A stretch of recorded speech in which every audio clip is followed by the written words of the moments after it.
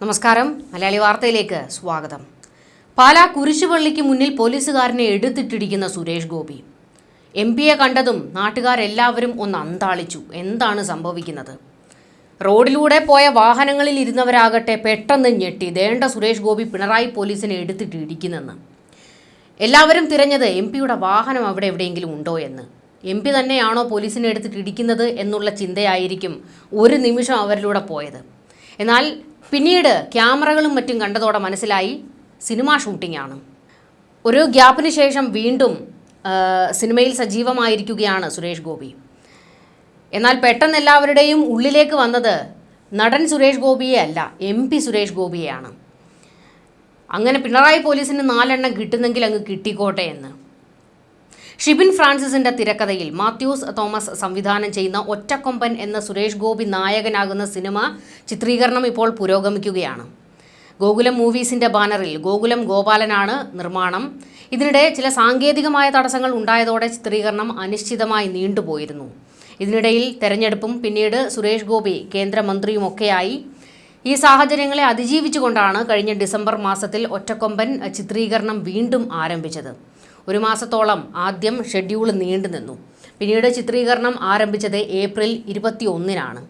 2.5 മാസത്തോളം നീളുന്ന 2ാം ഘട്ട ചിത്രീകരണം പാലാ തൊടുപുഴ ഭാഗങ്ങൾ കേന്ദ്രീകരിച്ചാണ് പുരോഗമിക്കുന്നത്. അതിൻ്റെ ഭാഗമായിട്ടുണ്ടായ ചിത്രീകരണമാണ് പാലാ കുരിശുപള്ളിക്ക് മുൻപിൽ നടന്നതും. എന്നാൽ പെട്ടെന്ന് എല്ലാവരും സുരേഷ് ഗോപി കലിപ്പ് മൂഡിലേക്ക് എത്തിയോ എന്നുള്ളൊരു ചിന്തയിലായി കാണണം. കാരണം ഈ അടുത്ത കാലത്തായിട്ട് ഒരു ഇച്ചിരി കലിപ്പിലാണല്ലോ സുരേഷ് ഗോപി.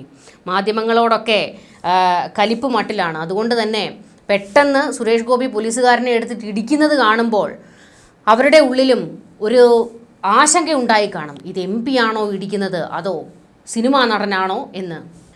പാലായാണ് ചിത്രത്തിൻ്റെ പ്രധാന പശ്ചാത്തലം. 2ാം ഷെഡ്യൂൾ ആരംഭിച്ചതിന് ശേഷം പാലാ നഗരത്തിൽ ഈ സിനിമയുടെ ചിത്രീകരണം എത്തുന്നത് മെയ് 18-നായിരുന്നു. അതും പ്രസിദ്ധമായ പാലാ കുരിശുപള്ളിക്ക് മുന്നിൽ. പൊതുനിരത്തിൽ സുരേഷ് ഗോപിയും മാർക്കോയിലെ വില്ലൻ കബീർ ദുഹാൻ സിംഗും തമ്മിലുള്ള സംഘട്ടനമാണ് നടന്നത്.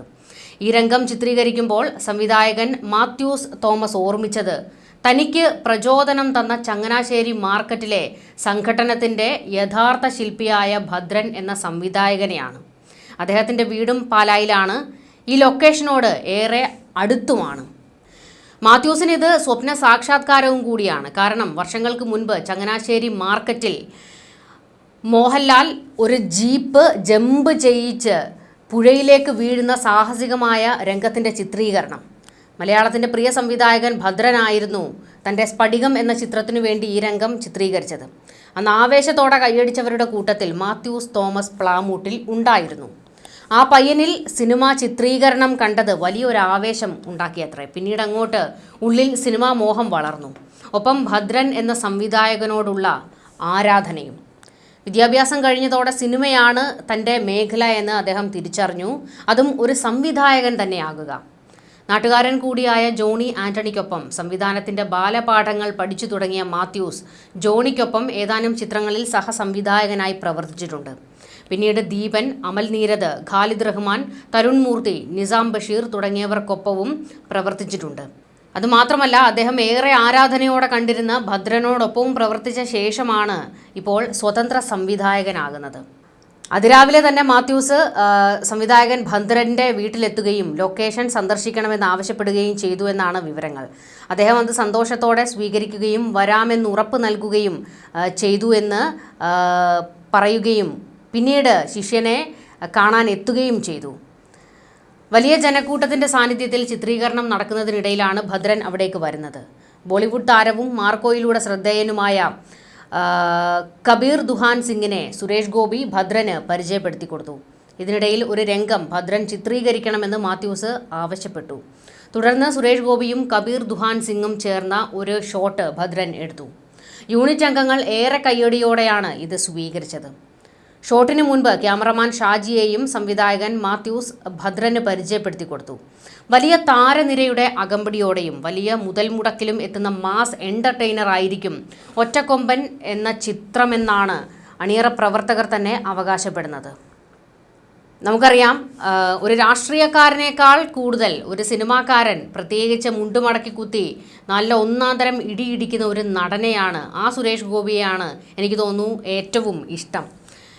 കാരണം അദ്ദേഹത്തിൻ്റെ രാഷ്ട്രീയ നിലപാടുകളോട് പലപ്പോഴും എതിർപ്പുകൾ തോന്നിയിട്ടുണ്ട് എങ്കിലും അദ്ദേഹത്തെ നടൻ എന്ന രീതിയിൽ, ഒരു മനുഷ്യൻ എന്ന രീതിയിൽ ഏറെ ബഹുമാനവും സ്നേഹവുമാണ്. പ്രത്യേകിച്ച് ഒരു നടനായിട്ട് കാണുമ്പോൾ അത് വേറൊരു ലെവലാണ്. നമ്മൾ ലാലേട്ടൻ്റെ കാര്യം പറയില്ലേ, മുണ്ടുമടക്കി കുത്തി വന്നാലേ നല്ല കയ്യടി കിട്ടും ലാലേട്ടന്. അതുപോലെ തന്നെയാണ് സുരേഷ് ഗോപിയുടെ കാര്യവും. എന്നാൽ സുരേഷ് ഗോപിയുടെ കാര്യത്തിൽ ഒരു ചെറിയ വ്യത്യാസമുണ്ട്. മുണ്ടുമടക്കി കുത്തുന്നതിനേക്കാൾ കാക്കി വേഷത്തിൽ അദ്ദേഹത്തെ കാണുന്നതാണ് മലയാളക്കരയ്ക്ക്, സിനിമാ പ്രേമികൾക്ക് ഏറ്റവും ഇഷ്ടം.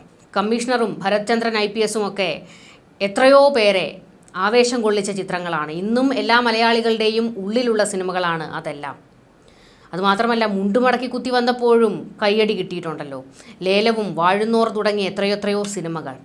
അതുപോലെ വമ്പൻ വിജയമാകട്ടെ ഒറ്റക്കൊമ്പനും.